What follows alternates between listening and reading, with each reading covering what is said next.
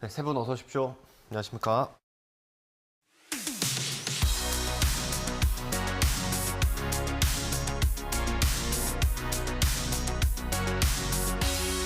네, 시청자 비평 리뷰 Y 시작하겠습니다. 먼저 조수진 시청자 평가원께서 꼽아주신 오늘의 주제부터 들어보겠습니다.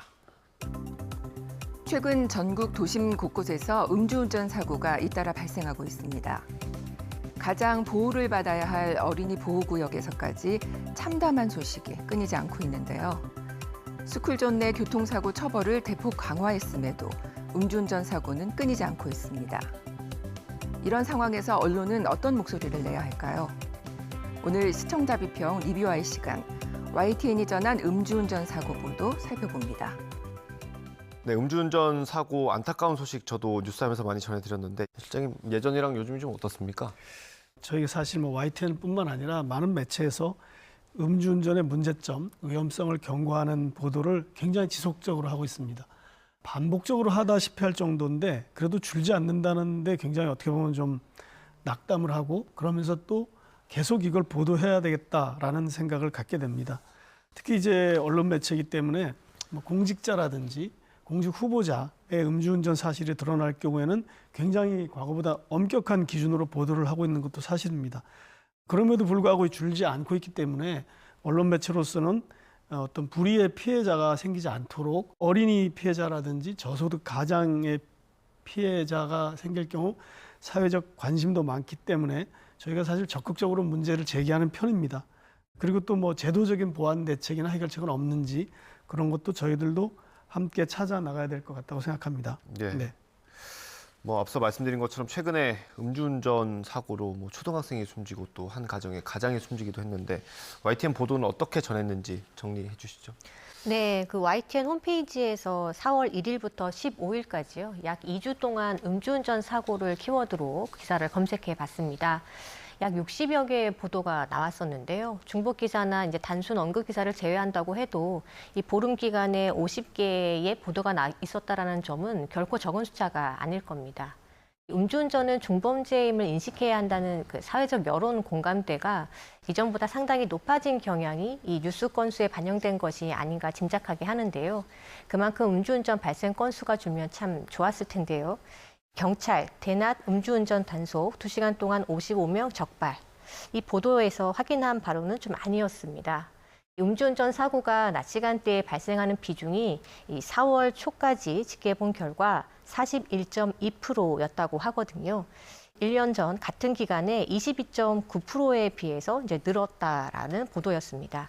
음주운전 위험에 대한 사회적 경각심이 전보다 좀 느슨해진 것 같아 좀 걱정입니다. 나들이 철이기도 하고 또 코로나 방역 해제가 맞물리는 여러 이유를 찾아볼 수 있을 텐데요.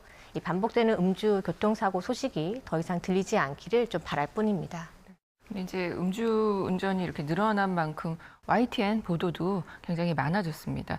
음주운전 수배 20대 무면허 운전하다 사망 사고, 또 잠실 먹자 골목에서 음주운전 행인 8명 중경상, 또 청소하던 환경미화원의 음주운전 차량 돌진 2명 중경상, 이외에도요 굉장히 많았습니다. 음주운전 적발과 사고가 경찰 단속이 집중되면 이렇게 줄었다가 또 다시 회복되는 그런 추세는 매년 이렇게 되풀이되는 것으로 나타나고 있습니다. 여기에 이제 상습적인 음주운전자 적발 비율은 해마다 증가하고 있다라고 하는데요. 음주운전 사고가 이렇게 반복되고 있다는 게 문제임을 이 보도를 통해서 실감할 수 있었습니다. 4월 11일 보도입니다. 마지막까지 배달하다 음주운전이 앗아간 아버지라는 제목의 보도인데요. 배달을 하다 음주운전 차량에 치여서 돌아가신 한 가장의 사건 소식입니다. 아들의 인터뷰 내용이 나갔는데 이 보도를 통해서 음주운전이 이렇게 한 가정을 완전히 무너뜨릴 수 있다는 점 느끼게 했고요. 음주운전의 폐해를 충분히 알리는 기회가 됐다라고 생각이 됩니다. 이제 여기서 하나 생각할 것은 음주운전 피해에 의한 고통을 공개해서 가해자 처벌을 할 그런 필요를 언급할 수는 있겠지만 그 피해자 가족의 삶이 회복될 수 있도록 하는 관심 이런 것도 좀 이어나갔으면 좋겠다는 점 강조합니다. 네, 이 평가원님 말씀에 공감하는데요. 생계비를 벌던 사람이 갑자기 숨질 경우에 이 경제적 타격을 피하긴 힘들 겁니다. 음주운전 가해자는 합의금이나 형사처벌로 이 죄값을 다 치렀다고 여길 수 있겠지만 사고 이후에 피해자와 또 그 가족의 경우에는 월 소득이 크게 줄어 경제적 타격이 커지고 또 감당하기 어려울 정도로 길게 고통을 감내해야 합니다. 음주운전 피해의 생계망막, 해외에선 가해자가 양육비 지급이라는 보도가 있었는데요. 가해 운전자가 피해 유자녀의 양육비를 지급하라고 명령할 수 있게 하는 법안이 국내에서도 논의 중이라고 보도가 있었습니다. 가해자들이 자신이 저지른 범죄가 가져온 결과에 제대로 책임지고 또 배상하게 해야 할 방법이 무엇인지 고민이 필요해 보인다라는 점에서 공감이 갔습니다. 경제적 울타리를 잃은 피해자를 위해서라도 사회적 지원 제도를 살피고 정보를 알리는데 YTN이 적극 좀 나서 주시길 바라겠습니다. 네. 또 이어서 4월 8일 대전에서 음주운전 사고가 있었습니다. 60대 만취 운전자 스쿨존서 인도 덮쳐 어린이 4명 중경상 제목의 보도가 첫 기사였던 것 같은데요. 다음 날 4월 9일입니다. 대전에서 만취 60대 스쿨존 돌진 피해 어린이 1명 숨져라는 제목으로 안타까운 소식을 전합니다. 목격자 진술 인터뷰와 사고 당시 CCTV 영상이 보도됩니다. 정말 영상을 보면서 화가 정말 많이 나고 너무 마음이 아팠습니다. 음주 운전자는 물론이고 술자리에 동석한 지인들에게도 적용 가능한 혐의도 소개를 했고요. 또 어린이 보호구역에서 어린이가 사망한 사고인 만큼 특정 범죄 가중처벌법이 적용된다라는 소식도 전합니다. 또 11보도에서 조금 더 자세하게 전하는데요. 어린이 보호구역 4명 사상 사고, 음주운전 피의자 구속영장 심사라는 제목의 보도에서는 문제 상황을 구체적으로 알려줘서 인상적이었습니다. 인근 주민 인터뷰가 나오는데요. 이걸 통해서 문제점을 전달한 겁니다. 어린이 보호구역에 가드레일 펜스 이런 게 있었는데 이제 정비 사업으로 어느 날부터 이게 갑자기 사라져서 안타까웠다라는 그런 내용을 전하는데 의무사항은 아니지만 어린이 보호구역에 최소한의 보호장치가 필요하다는 점 강조합니다. 네. 이 사고가 났던 곳이 어린이 보호구역이었잖아요. 그래서 관련 보도도 좀 있었을 것 같습니다. 네, 그 민식이법 시행 3년이 지났지만 스쿨존에서 일어나는 어린이 교통사고 사망 건수가 좀처럼 줄고 있지 않다고 지적을 했습니다. 더 뉴스 만취 운전자의 또 민식이법 이후에도 반복된 비극 보도에서는요. 정경일 교통사고 전문 변호사가 출연을 했었는데요. 대담을 하면서 이제 핵심적인 이야기를 많이 나눴습니다. 윤창호법이든 민식이법이든 처벌을 강화한 입법이 마련됐음에도 실제 법정형 처벌은 좀 그다지 강력하지 않다라는 점 짚어주었고요. 또 운전자들이 어린이 보호구역 내에서는 어린이 안전을 우선해야 한다는 의식이 있어야 하는데 이런 의식 자체가 잘 잡혀있지 못한 것이 좀 근본적인 문제라고 지적을 했습니다. 이 말에 좀 동의할 수밖에 없고요. 저는 여기서 이러저러한 방지책을 좀 고민하고 논의하는 노력이 좀 더 필요하고 더 나아지기 위한 방법을 구상하는 것은 무엇보다 중요하다라는 점에 좀 동의를 하게 했습니다. 또 만취운전 직원을 승진시킨 법원 징계는 8개월 뒤에야라는 보도, 제목만 봐도 우리가 음주운전에 대한 의식이 미흡하다라는 거 알 수 있죠. 우리 사회가 음주운전자에 얼마나 관대한지를 확인시켜줬습니다. 음주운전에 대한 사회인식 개선이 얼마나 중요한지 곱씹어보게 되는데요. 앵커 리포트에서도 인식 개선을 강조를 합니다. 앵커 리포트, 민식이법 이후에도 끊이지 않는 스쿨존 사고라는 제목의 보도입니다. 민식이법 이전과 또 이후 어린이 보호구역에서 일어난 교통사건 사고 건수를 통계를 보면서 분석을 했거든요. 민식이법이 큰 효과를 발휘하지 못하고 있다는 겁니다. 그래서 이에 대해서 안전시설물 설치, 또 가해자 처벌 강화 등을 강조하면서 마지막에 인식 자체가 강화돼야 함을 강조를 합니다. 이렇게 앵커 리포트에서 강조한 내용들이 잘 진행되도록 언론의 감시 기능도 앞으로 발휘해 주시길 바랍니다. 저도 이제 저희 아이들이 다니는 학교에서 이 녹색 부모회를 신청을 했거든요. 그래서 1년에 한 2번 정도 아침 등교 때 교통안전 지도를 나갑니다. 이 학교 앞에 건널목이나 이제 도로에서 아이들이 가장 우선적으로 보호받아야 할 대상이 될 수 있도록 관심을 쏟는 일이 가장 중요하겠죠. 이 초등학교 저학년 아이들의 경우에는 특히나 이제 시야 자체가 넓거나 높지 않아서 학교 앞에 이렇게 주정차되어 있는 차량이 움직이고 있을 것이라고 미처 생각하지 않는 경우도 있더라고요. 때문에 이 스쿨존 내에서는 아이들의 시선이나 동선을 고려해서 운전자는 항상 어린이를 우선해서 방어 운전을 해야 할 겁니다. 아이들의 안전이 우선될 수 있는 조치들이 무엇일지 좀 YTN이 아이들의 입장을 잘 고려한 안전 정책이 무엇일지 짚어볼 부분이라는 생각이 좀 들었습니다. 네.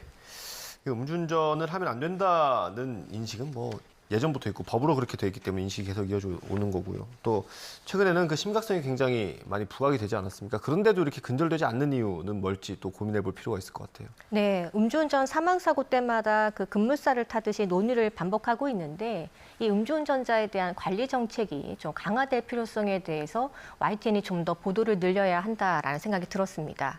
이 음주운전자의 경우 면허가 취소되었다가도 다시 음주운전을 하다가 적발될 확률이 일반 운전자의 3배, 또 다시 면허가 취소될 확률은 무려 10배가 된다고 하거든요.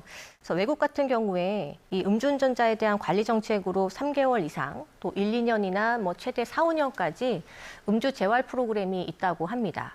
하지만 우리나라의 경우에는 가장 짧은 4시간에서 뭐 16시간의 교육만 받으면 음주를 하더라도 면허 재취득이 된다고 하죠. 여러 면에서 열악한 실정입니다. 이 상습 음주 운전자를 대상으로 한 심리치료라든지 또 이들이 술을 마신 상태에서 차를 몰 수 없도록 하는 좀 제도적 안전벨트 마련에 YTN이 주목해 주길 바랍니다. 네. 그 굿모닝 브리핑의 그 음주 시동 잠금 장치 도입 요구 14년째 제자리라는 그 보도를 보면서 시동 잠금 장치가 미국과 유럽 등에서 도입돼서 운영되고 있다라고 이제 짧게 훑어줬는데요. 우리나라도 관련 법안이 2009년에 발의된 적이 있습니다. 또 19대, 20대 국회에서도 발의됐지만 통과되지 못했고요. 21대 국회에서도 관련 법안이 5개나 지금 계류 중이다라는 소식 전합니다. 시동 잠금 장치라고 검색을 해보니까 2015년 음주운전 사고 기사가 이렇게 나오더라고요. 그러니까 이때도 같습니다, 보도가. 9개 사례로 시동 잠금 장치를 들면서 음주운전 사고를 예방하자라는 그런 내용이거든요. 근데 이제 이게 수년이 지난 지금에도 왜 이 법안이 통과되고 있지 못한지 좀 저는 궁금해졌습니다. 그래서 이런 관련된 내용 분석하고 대책을 촉구해 나가는 그런 후속 보도도 좀 기대하겠습니다. 또 뉴스라이더 처벌 강화에도 반복되는 음주사고 대책은에서는요. 음주운전이 왜 반복되는지 그 전문가와 대담을 진행한 시의적절한 내용이었습니다. 가천대 안전교육연수원장은 그 음주운전 단속이 좀 더 촘촘해져야 할 것을 주문했는데요. 이 스쿨존에서 카파라치를 다시 시작해 보는 것이라든지 또 음주운전자 그 양형 기준을 강화하는 것, 또 윤창호법과 같은 가중처벌이 부활할 필요성이 있다는 점을 지적하기도 했습니다. 한국 사회가 술에 대해서 좀 관대하고 또 음주운전에 대한 실형 선고율도 관대하다는 점이 좀 방점이 찍혔었는데요. 효율적으로 또 효과적으로 음주운전을 막을 수 있는 구체적인 방안을 도입하는 것이 시급하다는 점에 좀 공감하게 했습니다. 네. 이 언론이 어떤 역할을 더 할 수 있겠습니까? 음주운전 줄이는데. 저도 이제 두 분 말씀을 들으면서 많은 생각을 하게 됐는데요. 그런데 이제 박사님께서 지적하신 것 중에 그 재범률이 굉장히 높다, 음주운전 사고가. 그런데 거기에 비해서 이 어떤 면허를 재발급하는 요건이 굉장히 약하다는 취지의 말씀을 하셨는데 그런 것에 굉장히 동의하고요. 사실 언론이 좀 사회적인 인식 개선뿐만 아니라 이런 제도 개선의 문제를 좀 더 심층적으로 보도할 필요가 있겠구나 이런 생각을 하게 됐습니다. 또 이제 시동 잠금 장치 문제도 굉장히 중요한 것 같습니다. 이게 왜 정말 국회에서 통과가 안 되고 누가 반대하는지 또 왜 반대하는지 이런 것들을 언론이 취재를 해서 좀 낱낱이 밝혀서 이것이 빨리 해결점을 찾도록 하는 거 이런 노력들이 중요한 것 같습니다. 뭐 대체로 이런 걸 반대하는 이익 집단이 있거나 아니면 뭐 이렇게 하면 사람의 인권을 너무 제한한다든지 그런 것들이 아마 이유일 것 같은데 거기서 빨리 어떤 균형점을 찾을 수 있도록 언론이 이 문제를 좀 제기를 해서 해결책을 찾는 것을 좀 노력하는 것 그런 것이 필요하지 않을까 이런 생각을 해봤습니다. 알겠습니다. 마지막으로 평가원님 당부의 말씀 있으시다고. 네, 그 최근 발생한 음주운전 보도를 보면서 생각하게 된 건데요. 그 사람 이름을 딴 법이라고 해서 네이밍 법안이라고 하고 있죠. 피해자의 이름이 붙은 네이밍 법안 발의가 최근 들어서 굉장히 늘고 있습니다. 대표적인 게 뭐 민식이법, 하준이법, 김용균법, 윤창호법, 구하라법 아주 많은데요. 여기에도 사실은 명과 암이 존재합니다. 피해자에 대해서 안타까운 마음에 법안을 꼭 통과시키기 위해서 필요하다라는 의견과 너무 법 감정에만 호소해서 실질적인 내용이 제대로 전달되지 않을 수 있다라는 의견으로 나뉩니다. 중요한 건 이게 이제 피해자의 이름이 붙을 경우 유가족에게 상처가 될 수 있다는 점에서 정말 신중해야 되는데요. 그래서 왜 조두순법처럼 먼저 피해자 이름이 있었다가 법안이 바뀐 경우도 있었잖아요. 이번에 이제 배승아 양의 경우 기자가 고인의 이름 공개는 유족의 뜻에 따랐음을 밝힙니다라고 이제 그 보도 내용에서 언급을 합니다. 이 점은 참 잘하셨다라는 생각이 들었고요. 이후 사건이나 법안에서 피해자의 이름을 밝히고 사용하는 경우들이 있다면 YTN이 좀 잘 살피시고 신중하게 다뤄줬으면 좋겠다라는 생각입니다. 네, 그 말씀까지 잘 귀담아 듣겠습니다. 오늘 리뷰와의 내용 정리해 보겠습니다. 이것만은 꼭 시간입니다. 평가 언니부터 한 줄 요약 들어보겠습니다. 음주운전 사고 보도 쫓아가지 말고 앞서가 막자. 그동안 음주운전 사고가 나고 누군가 희생이 되면 그제서야 사건 따라잡기에 급급한 그런 보도들이 많았습니다.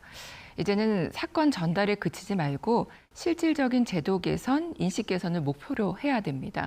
음주운전을 범죄시하고 또 수치스럽게 여기도록 경각심을 불러일으키는 예방적 보도도 필요합니다.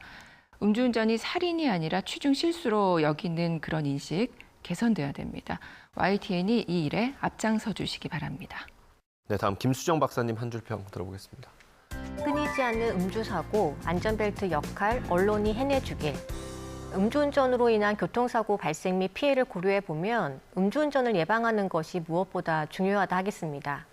이 음주운전의 재범률이 마약사범 재범률보다 높다는 데이터가 있었고, 또 다른 나라에 비해 우리나라의 경우 음주운전자의 면허 재취득 기준이 낮다는 점도 지적이 됐습니다.